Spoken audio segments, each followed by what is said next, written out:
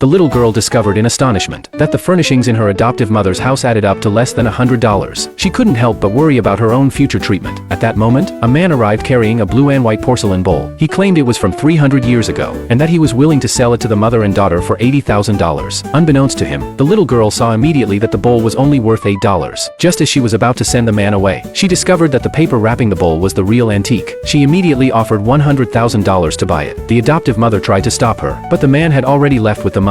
She couldn't help but pinch the girl's cheek and scold her. However, the little girl calmly stated that the value of that painting exceeded $3 million.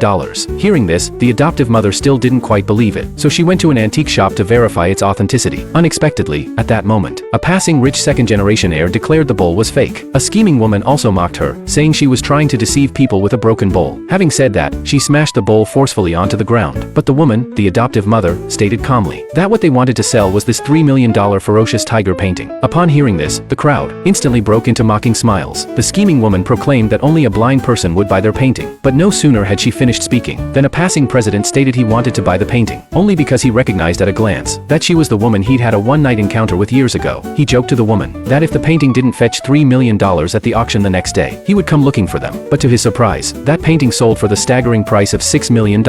At this point, the president began to view the little girl's treasure appraisal ability in a new light, and hired her as a business consultant for his company. 2 days later, the president took the little girl to the jade market. At that moment, the market manager fawned over the president, telling him he had already prepared top-grade raw jade pieces for him. He just needed to pay $10 million to secure them. Just as the president took out his bank card to pay, the little girl immediately stopped him, declaring that this was just an ordinary stone, worthless, and pulled out another seemingly insignificant stone for the president to buy. Seeing this, the manager mocked how she could possibly win the competition with that. However, the president bought the stone without hesitation, and notified everyone that it would be cut open on the spot.